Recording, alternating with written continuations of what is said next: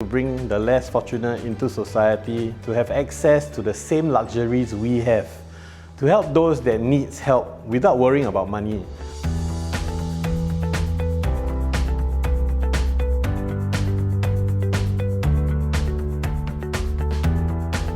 Hello, my name is Emile Dumont, founder of the Posture Lab. When I found out that I was one of the SYEA awardees, I was honestly shocked as I wasn't expecting it. Although we looked very successful from the outside, I felt internally there was still a lot more room for improvement and growth.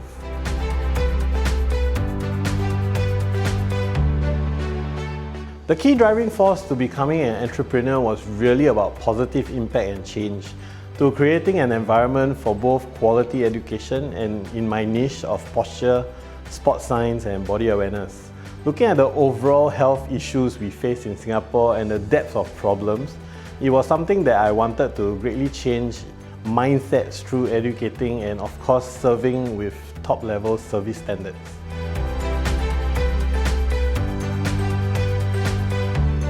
Seeing clients walk out happy, pain-free is my biggest motivation, and being able to continue every day seeing this happen. Also, to see more people correctly educating each other about exercises, posture awareness, and correct overall health and wellness knowledge. My motivations began changing after working with Goalball Singapore and dancers locally to realize that I could do a lot more to help persons with disabilities, visually impaired, youth at risk, and also be accessible to more parts of society and culture, which meant positively impacting the above groups and performing arts, giving them access to our services and knowledge to have longevity in their art form, sports, or even lifestyle.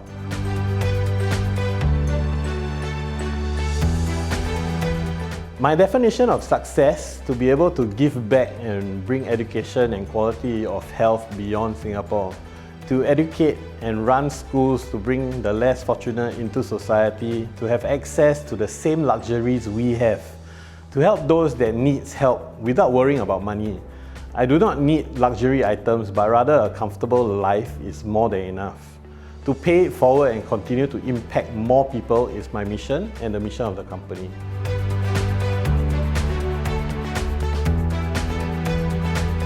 We have gone through a few cycles of teams in the company, and in that process, learning how to manage and motivate my team better. The most effective way I feel is to be clear in directions, but yet also allow for flexibility in learning and growth. To always know the goals and growth my team is looking for individually to help them achieve those goals, while also aligning them to the mission of the company. At the same time, having internal team trainings and welfare for the staff without them realizing it consciously. It is the little things that make a difference.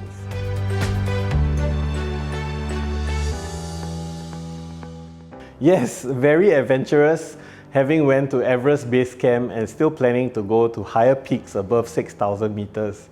Hiking is a part of my life. The most exciting experience in my journey so far has been trips with Goalball Singapore for a training camp to Hangzhou and working closely with Chinese counterparts to train our team and develop them into world-class athletes, to see how we could mold our athletes into top form for competition. It also helped me to see the possible future of our company going beyond our shores.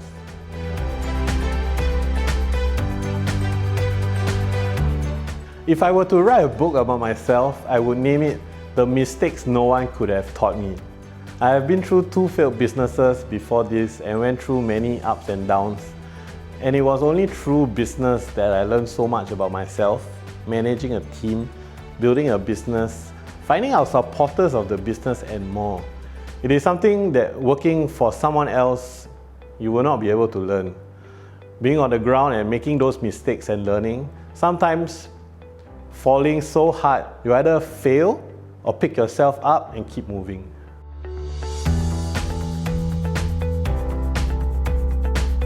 One of my failures was jumping too soon toward bright, shiny things that brought upon debt into the company and grew a big hole in the business. Had I not made the decision to jump into that, we would have been moving a lot smoother sailing. However, without this expensive lesson, I would not be able to see through certain things in the future. And another failure of mine was how I managed my team from the beginning to now. It has evolved to a level at which I understand myself and my weaknesses, and also how to work hand in hand with my team to bring about the best for them and our clients. Through that process, we all learn together and have a collective goal at the end of the day. At the same time, paying attention to their work-life balance, their growth, and overall welfare.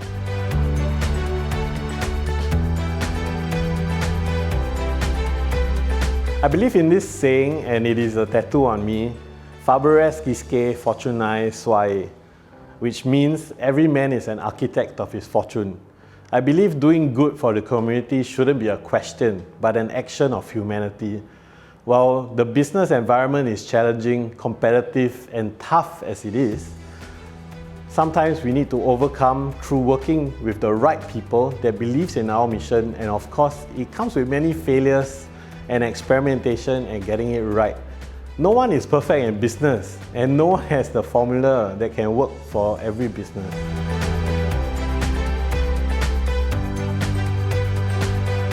My advice: to run a business with conscience and work towards your mission, remembering to look at your balance sheet, but at the same time be truthful to yourself as well.